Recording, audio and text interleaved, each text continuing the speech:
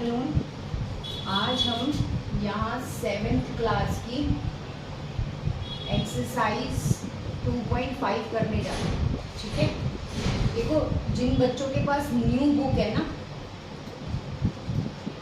उसमें एक्सरसाइज 2.5 है। अब जिनके पास ओल्ड बुक है ना, उन बच्चों के पास एक्सरसाइज 2.7 होगी। ठीक है, जिनके पास न्यू बुक है उन बच्चों की एक्सरसाइज 2.5 है, और जिनके पास ओल्ड बुक है उनके बुक के अंदर एक्सरसाइज नंबर 2.7 मेंशन होगा। इसमें पहला क्वेश्चन है फाइंड को बोलते हैं ज्ञात कीजिए। ठीक है, ज्ञात कीजिए। अब क्या ज्ञात करना है? ठीक है, तो पहला क्वेश्चन क्या है, 0.4 डिवाइडेड बाय 2।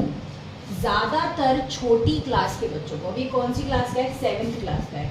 ज़्यादातर छोटी क्लास के बच्चों को सबसे ज़्यादा प्रॉब्लम किस चीज़ में आती है? तो सबसे ज़्यादा प्रॉब्लम छोटी क्लास के बच्चों को डेसिमल वाली डिवाइड में और डेसिमल वाली मल्टीप्लाई में आती है। तो आज हम यहाँ पर जो करने जा रहे हैं वो हम करने जा रहे हैं क्या? वो हम करने जा रहे हैं डेसिमल वाली डिवाइड।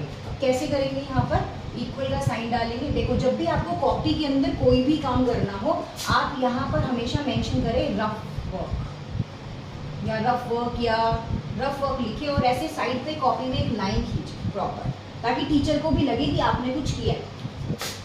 अदरवाइज नहीं लिखना चाहते तो साइड पे लाइन खींच दीजिए, और ऐसे करके यहाँ बाहर, अब ये जिससे डिवाइड होना है उसको, उस डिजिट को बाहर लिखेंगे, और जो नंबर डिवाइड होना है उसको अंदर लिखेंगे।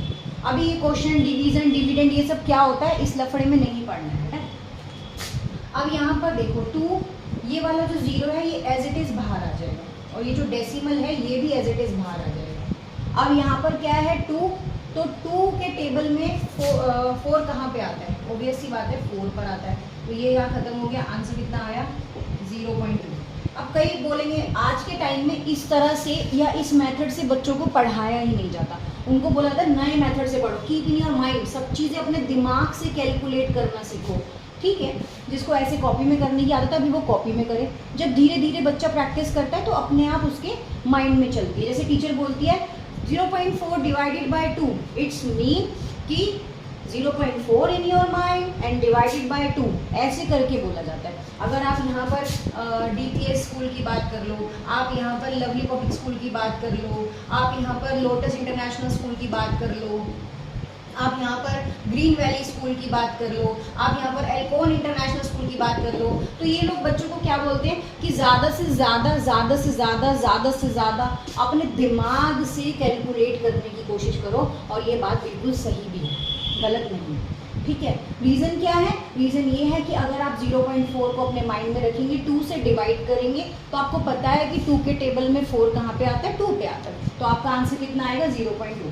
एक क्वेश्चन और देख लो इसी का, थोड़ा बड़ा वाला कराते हैं, ये कराते हैं 14.49 डिवाइडेड बाय 7। भले ही अभी ये जो बुक है ये गवर्नमेंट स्कूल की बुक है, NCERT की किताब है। गवर्नमेंट स्कूल क्या होता है? NCERT की किताब है। हर स्कूल को कंपलसरी होता है कि वो 50 या 60% सिलेबस गवर्नमेंट स्कूल का लेके चलता ही चलता है, या NCERT की किताबें लगाना उसके स्कूल में कंपलसरी होता है। उसके साथ बच्चों को एक्स्ट्रा वर्कशीट्स वगैरह कराते हैं वो लोग, एक्स्ट्रा कुछ बुक्स कराते हैं ताकि उनका मैथ्स और अच्छा हो पाए। 14.49। अब 7 के टेबल में 14 कहाँ पे आता है? ऑब्वियस सी बात है 2 पे आता है, तो यहाँ आपने 14 लग दिया, ये पूरा क्लियर हो गया। डेसिमल आपका 2 के बाद चला जाएगा, ऊपर से आपने उतारा 4। अब 7 के टेबल में 4 नहीं आता, और एक बात याद रखिए, डिवाइड में कभी भी पूरी डिजिट एक साथ नीचे नहीं उतरेगी, तो क्या लगेगा यहाँ पर? अब नहीं जाता तो ऑब्वियस सी बात है, ना जाने की 0 बोलते हैं या 0 लगाते हैं, एंड देन इसके साथ जैसे ही आप 0 पुट कर देंगे तो आप सेकेंड डिजिट इसके साथ उतार सकते हैं, तो 7 से कितना आएगा? 49 आएगा। क्लियर? ये 2 क्वेश्चन हो गए आप। इसके बाद अब इसको हटा देते हैं। ठीक है, यहाँ पर किसी स्कूल का नाम लेने का मतलब नहीं है। यहाँ पर ये है कि मैथ्स के जितने क्वेश्चंस आप ज़्यादा से ज़्यादा प्रैक्टिस करेंगे उतना आपके लिए अच्छा है।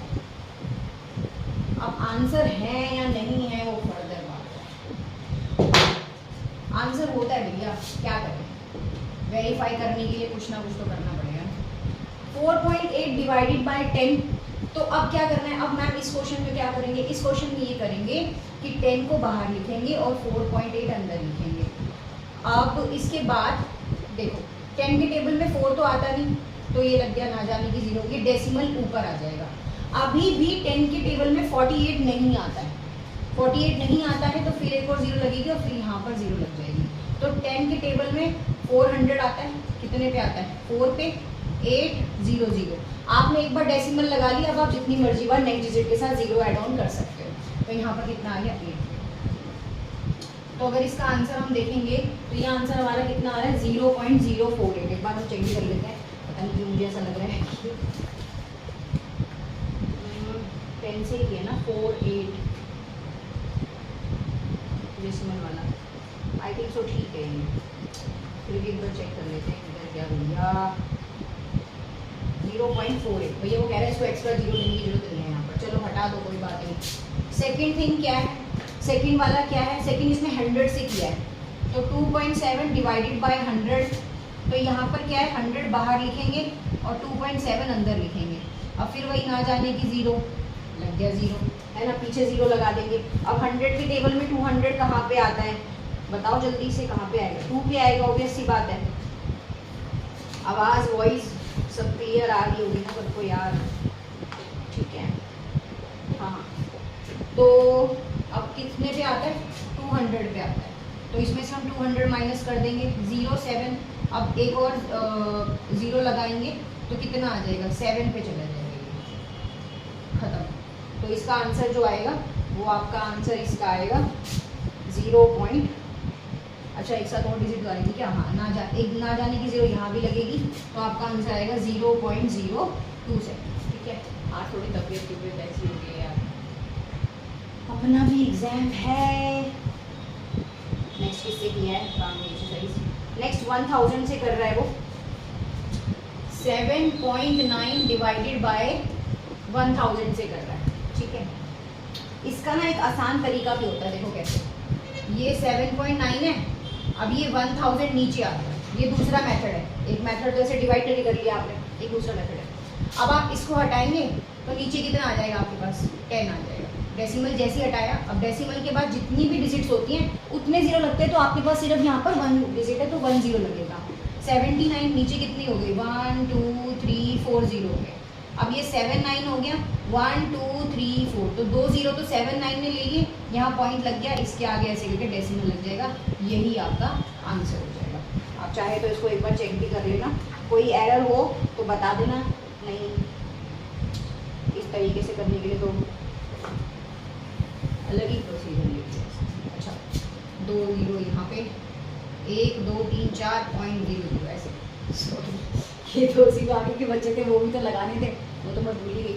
अच्छा उसके बाद नेक्स्ट क्या है, नेक्स्ट है अब लास्ट जो इसका 5th क्वेश्चन है वो क्या है, 7 डिवाइडेड बाय 3.5। अब यहाँ पर 3.5 अंदर और 7 अंदर बाहर, ऐसे ही होगा ना। अब 7 के टेबल में 3 नहीं आता, ना जाने की 0 लग गया 0.0, 7 5 से कितना आ जाएगा 35, खत्म। 0.5 आंसर आएगा इसका। यार आज क्या हो रहा है यार, क्या हो रहा है यार, पावन तुम की वाली, सॉरी